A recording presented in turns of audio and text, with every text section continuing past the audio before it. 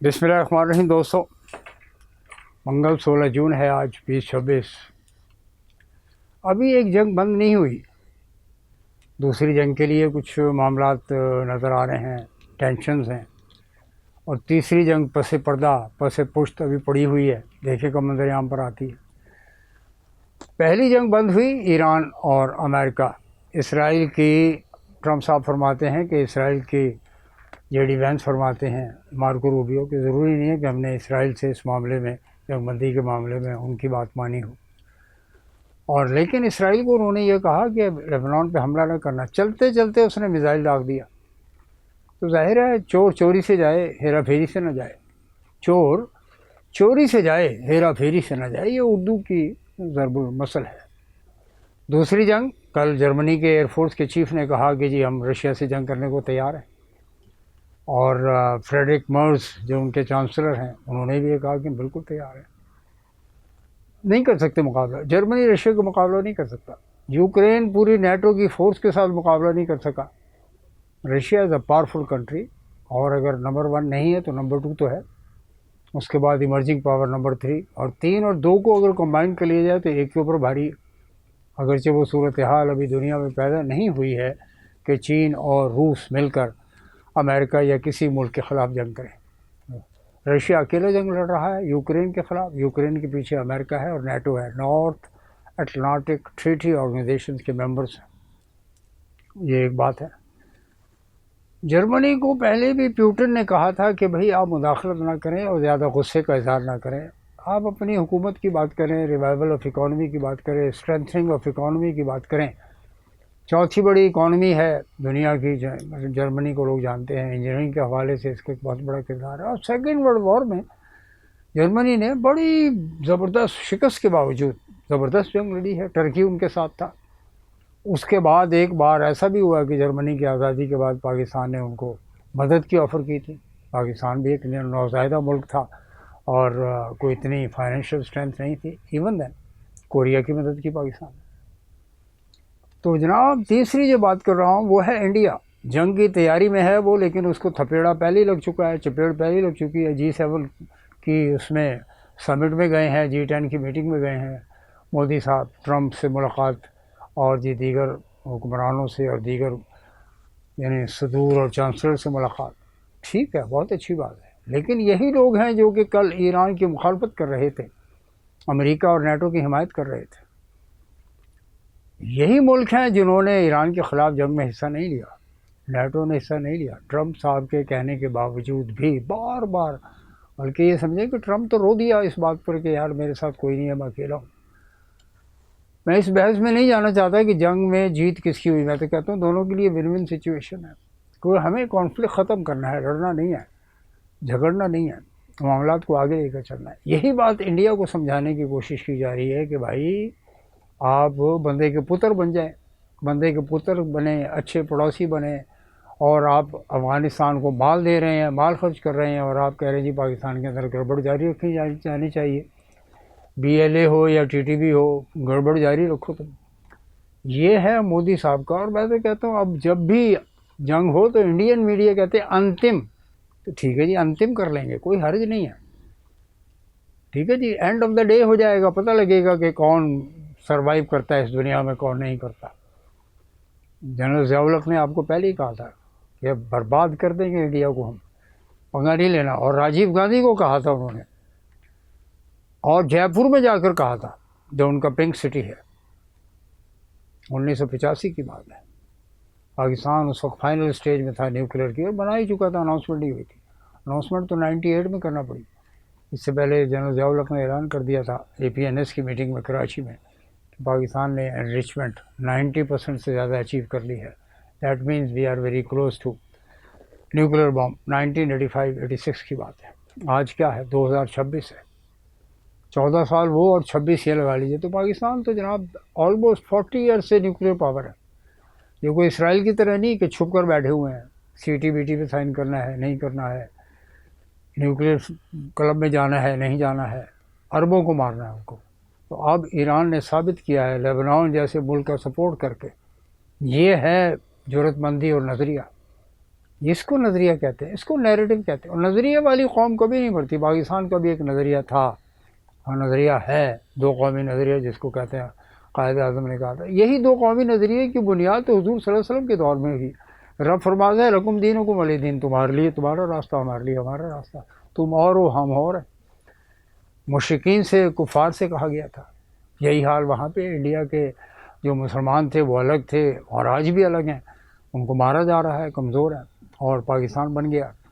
پاکستان کے لیے کس کس علاقے کے لوگوں نے ہجرت کی اور پاکستان کو بنا کر لے کر چلے. دانہ خاک میں مل کر گلزار ہوتا ہے. ایران کی قیادت نے اپنی جان کی قربانی دی، شہادتیں نوش کی. ان کے رہبر اعظم علامہ علی خامنہئی نے شہادت کی، اور بہت سے ان کی جو لیڈرشپ اس کے بعد کی ہے، آرمی، انٹیلیجنس، پاسداران، اسلامک گارڈز، سب کی لیڈرشپ نے، پوری لیڈرشپ نے قربانیاں دی ہیں.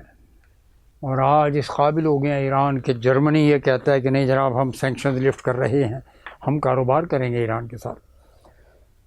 اور پھر یو کے کہتا ہے، یونائٹڈ کنگڈم، جس نے تھوڑی بہت اسسٹنس دی تھی امریکہ کو اس جنگ میں، یو کے کہتے ہیں نہیں جی سینکشنز ریموو کر کے ہم فوری طور پہ کاروبار. فرانس کہہ رہا ہے کہ ہم کاروبار شروع کریں گے، اٹلی کہہ رہا ہے کہ ہم کریں گے. یہ چاروں پانچوں بڑے یورپ کے بڑے ملک اور عربوں کے ساتھ بھی. جی 12 ارب ڈالر سنا ہے کہ ریلیز کر دیے گئے ہیں، رپورٹس یہی آ رہی ہیں، اور کر دیے جائیں گے، مزید بھی کریں گے. قطر کے پاس پیسہ تھا ان کا رکھا ہوا 50%، 25 بلین ڈالر وہاں پہ تھا ان کا. باقی جو گلوبلی اور امریکہ میں جو فروزن ان کے ایسٹس ہیں وہ بھی ڈی فریز کر دیے جائیں گے. ان کو بھی آپ کو اوپن اپ کرنا پڑے گا، کھولنا پڑے گا. تو ہوگا کیا؟ ایران آئی بلیو کہ ود ان نیکسٹ 3 ایئرس جو ہے وہ دنیا کی ایک بہت بڑی اکنامک پاور، کیونکہ 50 سال سے سینکشنز لگی ہوئی ہیں اس پر. ہم سے 47 مہینے کی سینکشنز برداشت نہیں ہوئی جناب. ہم تو اپنے آپ کو سب کچھ لیٹ جاتے ان کے آگے، امریکہ کے آگے. سینکشنز لگائی تھی جب یہ نواز شریف کے دور میں نیوکلیئر، جنرل جہانگیر کرامت تھے، نیوکلیئر ایکسپلوژن پاکستان نے کیا تھا انڈیا کے جواب میں جناب. مئی 1998 انہوں نے، مئی 1974 میں کیا تھا، سیکنڈ بھی کیا تھا انہوں نے. پاکستان نے بھی دکھا دیا، 5 نہیں 6 نیوکلیئر ایکسپلوژن پاکستان نے کر کے دکھایا. ڈاکٹر عبدالقدیر خان نے کہا تھا کہ بمبئی کے زمین کے نیچے کا جو پانی ہے اوپر آ جائے گا، ایسا کچھ کریں گے. اور ظاہر ہے قربانی دی تھی اس قوم نے. بھٹو صاحب کے دور میں بھٹو نے کہا تھا کہ ہم گھاس کھا لیں گے. بعد کی سبسیکوینٹ لیڈرشپ جو ہے مسلم لیگ ہو یا یہ ہو پیپلز پارٹی ہو، وہ اس لیول کی نہیں تھی جو پاکستان کے جو بڑے بزرگ سینئر لیڈرز تھے. تو جناب یہ سچویشن ہے. بھارت کی رسوائی ہر جگہ ہو رہی ہے. سلویکیا میں جا کر ڈانس دیکھ رہے ہیں، وہ زبردست قسم کے ڈانس ہو رہے ہیں. بلایا جا رہا ہے ان کے ایمبیسڈر لا کے ڈانسرز کو، اور ہزاروں لوگوں کو بلا کے. چھوٹا سا ملک ہے، چھوٹے سے ملک میں تھوڑے سے انڈینز ہیں، بلا کے ڈانس دکھائے جا رہے ہیں، ہاتھ ملا رہے ہیں. وہ اسی قابل رہ گیا. یہ وہ لیڈرشپ ہے جو کہ انڈینز کو مس لیڈ کر رہی ہے گزشتہ 15 سال سے. اور لوگ مس لیڈ ہو رہے ہیں اس کے، کیونکہ اس کا جو نیریٹو ہے وہ اینٹی اسلام ہے، اینٹی پاکستان ہے. اینٹی اسلام، اینٹی پاکستان کا چورن تو بیچ رہا ہے مودی، مسلسل بیچ رہا ہے. کشمیر پہ اس نے حل کرنے کو تیار نہیں ہے، سیاچن مسئلہ حل کرنے کو تیار نہیں ہے. پھر پانی کا نواں مسئلہ پیدا کر دیا، ایک نیا مسئلہ تیسرا پیدا کر دیا اس نے. سیاچن 1984 جنرل ضیاء الحق کے دور میں قبضہ کیا انڈیا کی فوجوں نے، پاکستان دیکھتا رہا. اور اس کے بعد یہ ابھی پچھلے سال انہوں نے پاکستان پہ حملہ کیا. چھتر کھائے مودی صاحب نے، چپیڑیں کھائیں. کیونکہ چپیڑوں سے ان کو اثر نہیں ہوتا، ان کو لمبے لمبے چھترول کی ضرورت ہے. دنیا کی قوموں کی زندگی میں میوچل کو ایگزسٹنس کی بات کی جاتی ہے، پیس کی بات کی جاتی ہے. آپ نفرتیں کی بات کرتے ہیں، ظاہر ہے آپ کو نفرتوں کا جواب ملے گا. آپ نفرتیں چھوڑ دیں، ظاہر ہے دوسرے بھی آپ سے محبت کریں گے، پیار کریں گے. تو حضور والا یہ ہے. بنگلہ دیش نے کے بھی وہ جو ایک آئے ہوئے تھے ایڈوائزر وہاں پہ، انڈین اوشن کانفرنس تھی دہلی میں، کل کی بات. وہاں پہ کانفرنس میں جب بنگلہ دیش کے زاہد الرحمان صاحب پہنچے دہلی ایئرپورٹ پر تو ان کو انٹری نہیں دی، انہوں نے پاسپورٹ پہ انٹری نہیں دی، ان کو ذلیل کیا، 2 گھنٹے بٹھا کے رکھا ان کو، اور پھر ان سے کہا جی آپ چلے جائیں انڈیا چھوڑ دیں۔ انہوں نے وہاں سے فلائٹ پکڑی، کولمبو چلے گئے سری لنکا، اور وہاں سے پھر انہوں نے بنگلہ دیش کے لیے ڈھاکہ کے لیے فلائٹ پکڑی، جس پر بنگلہ دیش کی حکومت نے شدید احتجاج اور اعتراض کیا ہے انڈیا کے پوسٹر پر، انڈیا کے ڈپلومیٹک آفینس پر۔ یہ ہے کیوں ان سے برداشت نہیں ہو رہا۔ بنگلہ دیش میں ان کے وزیر اعظم اگلے 9 دن کے بعد 8 دن کے بعد بیجنگ میں بیٹھے ہوں گے، بہت زبردست معاہدے ہو رہے ہیں، ٹیسٹا ریور کا پروجیکٹ بنائے گا چائنا، اور بھی بے شمار پروجیکٹ انہوں نے کہا، ڈیفینس کے ساتھ ساتھ کمرشل ڈیلز بھی ہوں گی، BRI لگے گا وہاں پر، بیلٹ اینڈ روڈ انیشیٹو جو میانمار میں ہے تو یہاں بنگلہ دیش میں بھی لے آئیں گے، ہم اسی راستے سے لے کر آئیں گے، روہنگیا کے راستے سے اراکان آرمی کو سیٹ اسائڈ کر دے گا چائنا، اگر وہ چائنا نے چاہا تو اس کو اٹھا کے باہر پھینک دیں گے، جو اراکین وہاں کے اراکان آرمی جو بیٹھی ہوئی ہے رکھائن ایریا میں۔ یہ بھی انڈین اسپانسرڈ بدماشی ہے اس کی۔ 7 سسٹر اسٹیٹس کو بھول نہ جائیں آپ، بہت جلدی میگھالیہ میں اور آسام میں گوہاٹی میں بہت کچھ ہونے جا رہا ہے۔ تو سر وہ پھر چلے گئے بیچارے، ان کو ذلیل و رسوا کیا، انہوں نے ان کے ہائی کمشنر کو بلا لیا اپنے فارن آفس میں، اور اسے احتجاج اس کے ہاتھ میں تھما دیا۔ یہ آپ کیا کرتے ہیں؟ آفیشیل انویٹیشن کے بعد جب یہاں سے میرا مشیر جا رہا ہے، بنگلہ دیش کے وزیر اعظم کے مشیر، اسپیشل ایڈوائزر سینئر، اور ان کے ساتھ آپ نے جا کر یہ ٹوٹلی ڈپلومیٹک آداب کے خلاف، نارمس کے خلاف، ٹریڈیشنز کے خلاف، کنونشنز کے خلاف آپ ان کو ذلیل و رسوا کر رہے ہیں۔ ظاہر ہے پھر بنگلہ دیش نے زبردست احتجاج کیا۔ سر یہ سچویشن ہے، میں نے ابھی عرض کیا تھا 4 روز پہلے، یہ جیسے بجٹ آئے گا پھر اس کے بعد ایک انوملی کمیٹی بنے گی، انوملی کمیٹی بنا دی گئی ہے جناب، انوملی کمیٹی بنا دی گئی ہے۔ انوملی کمیٹی کیا ہوتی ہے سر؟ کہ بجٹ میں جو بھی اعتراضات ہوں گے، بزنس کمیونٹی اعتراض کر رہی ہے، بہت سی ڈیمانڈز ہوں گی، اس کے لیے کمیٹی بنا دی گئی ہے۔ اس کمیٹی میں فیڈریشن ہے، اس کمیٹی میں تمام بڑے چیمبرز کے نمائندے ہیں، کراچی ہے، فیصل آباد ہے، ملتان ہے، راولپنڈی، اسلام آباد چیمبرز ہیں، پشاور ہے، لاہور ہے، کوئٹہ ہے۔ یہ ایک کمیٹی بنا دی گئی ہے، اس کمیٹی اوورسیز چیمبرز کی نمائندے ہیں، پاکستان بزنس کونسل کے نمائندے ہیں، تو ایک بہت بڑی کمیٹی بنا دی گئی ہے، وہ انوملیز کو دور کرے گی، انوملی کچھ لو کچھ دو وغیرہ وغیرہ، کیونکہ بجٹ میں کچھ نہیں ہے۔ Budget it self is a last document on financial and economic affairs of Pakistan. وہ اکنامک سروے ہوتا ہے، یہ بجٹ ہوتا ہے، بجٹ کے ساتھ ساتھ فائنینس بل ہوتا ہے۔ تو پاکستان کے عوام کو کبھی یہ ویلفیئر اسٹیٹ نہیں بن سکتی۔ میں نے ابھی ویلاگ کیا تھا 2 روز پہلے، یاد ہوگا آپ کو، کیا پاکستان فلاحی ریاست بنے گی؟ نہیں بنے گی۔ یہ جو given lot of politicians and leadership ہے، ان کے ویژن میں نہیں ہے وہ چیز۔ They can not visualise, they can not envisioned کہ ویلفیئر اسٹیٹ پاکستان بنایا ہی گیا تھا فلاح و بہبود کے لیے، لیکن وی لاس دا گول، وی لاس دی ڈیسٹنی۔ مارشل لا لگا دیا جناب ایوب خان نے، کیونکہ وہ اسٹیبلشمنٹ بن گئی، اور وہ قائد اعظم کی مخالفت کرنے والا ایوب خان، قائد اعظم کی مخالفت کرنے والا ایوب خان کون؟ بات کیپٹن سے میجر، میجر سے لیفٹنٹ کرنل، لیفٹنٹ کرنل سے کرنل، کرنل سے brigadier, major general Iskander Mirza, marshal لگایا اسکندر مرزا نے، اس کو بھی باہر کر دیا، اس کو لندن بھیج دیا، وہ مر گیا، اس کو ایران میں پھر تدفین کی گئی اس کی، اور اس کی بیگم صاحبہ ناہید اسکندر مرزا۔ بڑے کیریکٹر تھے یہ، نصرت بھٹو، ناہید اسکندر مرزا اور بیگم اصفہانی، یہ 3 بڑی مشہور خواتین تھیں جن کا سیاست میں نام تھا۔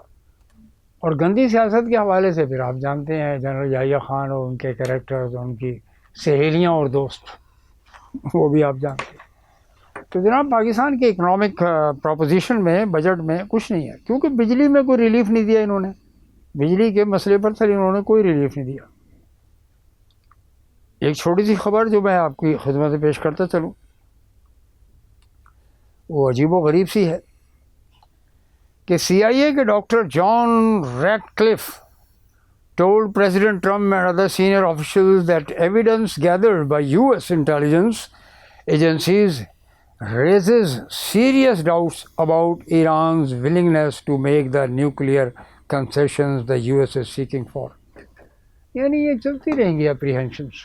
اصل بات یہ اپریہنشن چلتی رہتی ہیں جب کبھی اتنے 47 سال سے کانفلکٹ ہو امام خمینی کی فرانس سے آمد کے بعد اور شہنشاہ رضا شاہ پہلوی کی روانگی کے بعد حکومت کو ختم کرنے کے بعد لاکھوں کروڑوں عوام سڑکوں پر آ چکے تھے.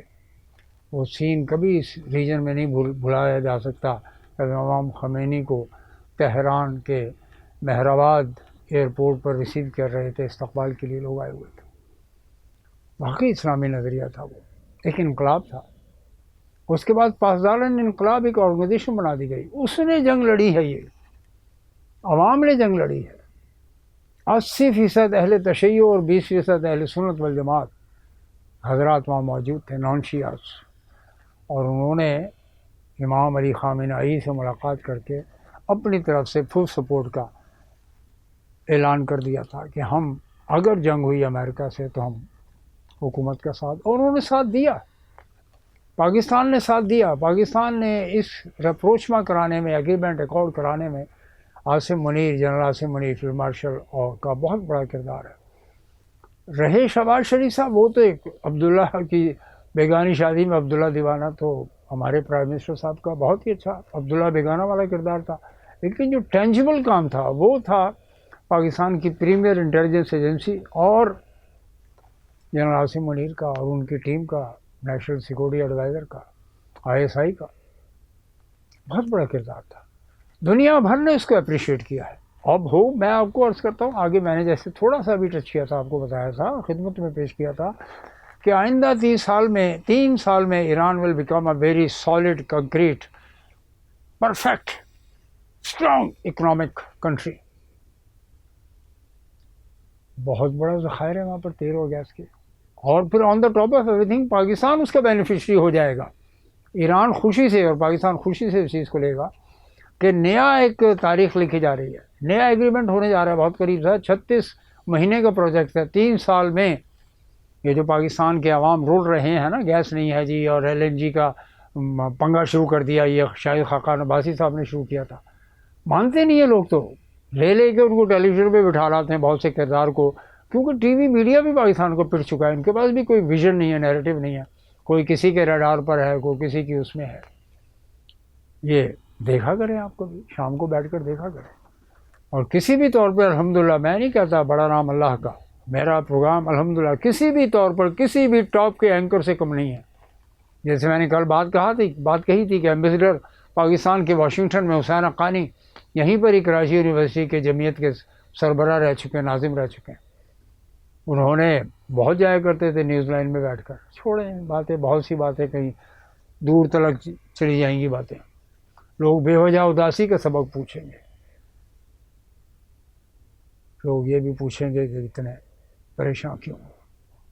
بہرحال حسین حقانی صاحب کے بارے میں نے کہا تھا کہ حسین حقانی صاحب ڈھونڈیں ڈاکٹر عبدالجبار خان کا نام، کہیں آپ نے کوئی سیکرٹ ایجنسی نے، کوئی اسپیشل برانچ نے، کوئی انفارمیشن نے، کوئی IB نے پیسے دیے ہوں جبار خان کو. نو، الحمدللہ یہ لوگ پیدا ہی نہیں ہوئے، یہ خریدی جانے والی چیز ہی نہیں ہے. تو یہ میں ناظرین عرض کر رہا ہوں، اپنے دوستوں کو، اپنے سبسکرائبرز کو بڑھائیں، اس کو چینل کی اسٹرینتھ کو کریٹ کریں، بالکل اسٹرینتھ کو کریٹ کریں. تو sir, Iran is going to be the top most, one of the top most economy in Asia, West Asia. اور یونائٹڈ عرب ایمریٹس کے حوالے سے ایک جملہ بولتے چلوں، ہمارے تعلقات تو ہیں نا ان سے، کہ آپ کے $3.5 ارب مانگ لینے سے پاکستان غریب نہیں ہو گیا، پاکستان قلاش نہیں ہو گیا. آج بھی پاکستان میں بہت بڑی اسٹرینتھ ہے. پاکستان کے 25 کروڑ عوام اور اس کے 15 کروڑ نوجوان، اس کی اسٹرینتھ ہے جناب. یہ جو ہمارے بادشاہ سلامت ہے متحدہ عرب، ان کے والد صاحب زندہ ہوتے تو دوسرے تعلقات تھے پاکستان سے.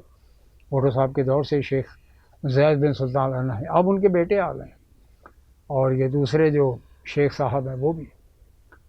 تو Pakistan is not worried about anything, الحمدللہ it's very strong country, it's going to be. اور انٹرنل محاذ کے اوپر بھی صورتحال ناظرین پازیٹیو ہے، نظر آ رہا ہے، it's going to be very positive. ظاہر ہے کچھ لوگ کچھ دو کی بنیاد پہ معاملات کو آگے لے کر چلنا ہوگا. ڈیل نہیں کریں عمران صاحب، لیکن عمران صاحب کے لیے ٹھیک ہے، راستہ اگر کھلا مل جاتا ہے اور وہ بھی کہتے ہیں جی ٹھیک ہے میں بھی ذرا سا نیچے اترتا ہوں سیڑھیوں سے. ان کی آنکھوں کا 5ویں بار انجیکشن لگ چکا ہے. اللہ ان کو صحت و زندگی دے اور پاکستان کو اسٹرانگ اور مضبوط کرے. بہت بہت شکریہ.